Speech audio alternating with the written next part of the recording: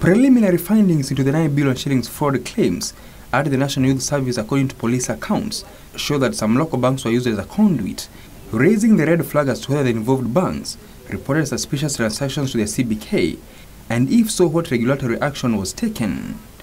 CBK Governor Dr. Njoroge confirmed that indeed some banks were involved in the scam and were under investigations. The investigations that are taking place, I mean, it is important that we give the investigators space. Let's not anticipate. Let's not anticipate. I think it would be terrible to kind of spring the suspects, right? Just like that, anticipating. If indeed you think that X is the person who is involved in this, well, let the data point to the person.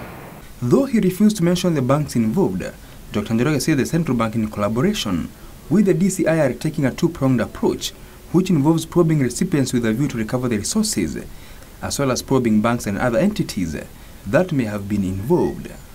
So I can't tell you how many banks, how many people, how many, all these things. Those are things that will be dealt with at the right time. There are two directions that we are pursuing. And you could say that the first is from the recipient's perspective, and this is the first phase. And the reason for that is, as was explained yesterday, was to recover the resources as quickly as possible.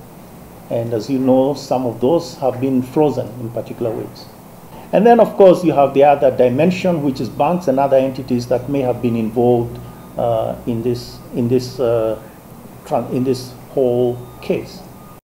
In what he described as an attack on the mandate of CBK, Dr. Njoroge said the Financial Markets Conduct Bill 2018, being drafted by the National Treasury, is unlikely to resolve the interest rate cap dilemma. This bill does not deal with the interest rate caps issue, and it does not deal with the fundamental issues that led to the interest rate caps.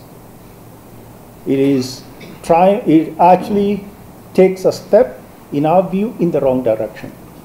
Okay? The bill emasculates the central bank. And guess what? It also limits the power of the central bank to place banks under receivership. In our view, this really doesn't go forward. It goes backwards, substantially. The central bank is working with 4 local banks on putting into use cryptocurrencies in Kenya. Nicholas Ndwati, Channel 1 News.